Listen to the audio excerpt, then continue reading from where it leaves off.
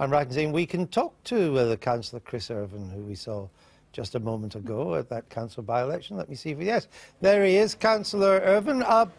Just to get your narrative right, you were a Conservative councillor, you resigned and fought the seat again as a UKIP member, is that correct? That is correct, yes. I was a Conservative councillor for 3.5 years, representing Peninsula Ward, and I grew quite unhappy with the way the Conservative Party was going. But the tipping point for me was Lodge Hill. When that planning application was granted, I felt I had no option but to resign my seat and force a referendum on Lodge Hill. And the people of the Hood Peninsula have now delivered their verdict this evening. And you were fighting to oppose the planning permission to be given to build the homes in this area, is that right? I think maybe up to 5,000 homes are to be designated. Absolutely. This site was identified as a site of special scientific interest in 2013. It is an incredibly wonderful bird sanctuary, and for the council to then make a decision that they were going to green light it and somehow make these nightingales travel 14 miles north of the Thames estuary was just, for me, completely unacceptable. But they completely ignored the wishes of the residents whom I was elected to represent as a Conservative. And I felt that the only thing I could do was to resign my seat to give a referendum to people, and they've had their say now. You must have been encouraged when Mr. Reckless, who had previously supported this development, changed his mind and backed you. No, absolutely. I would say Mark did not wholly actually support this development.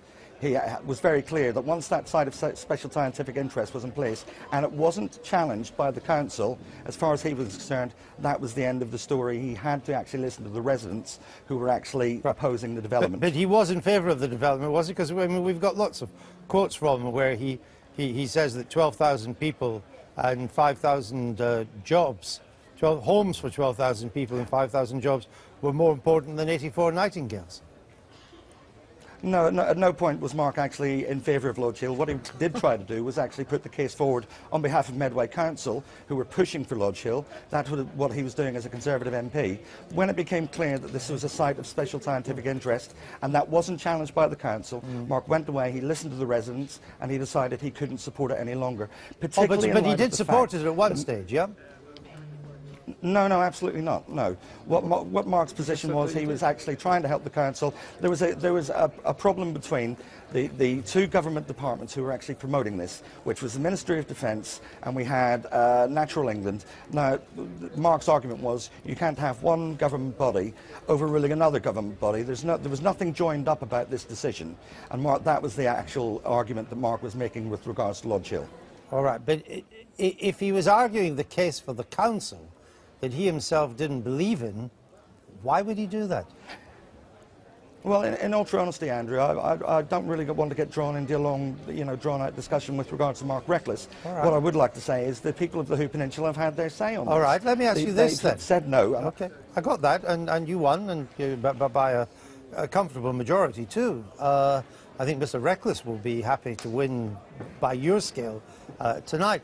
But there is a housing shortage in the area. Where should the houses be built?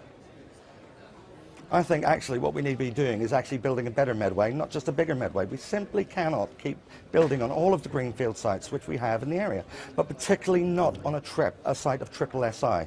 If we actually build on this, all planning goes out the window because you're driving coach and horses through the National Planning Policy Framework by doing this. If this gets built, everywhere is open to development, and that's why I decided to oppose it. And I understand that. I'm not arguing with you about that, but you will know as well as I do that people need homes, and that we have a growing population, particularly in London and the southeast area, and they have to live somewhere. So if not in your area, and the people have spoken there, I'm not arguing about that, I'm not clear where the people are going to live who need homes.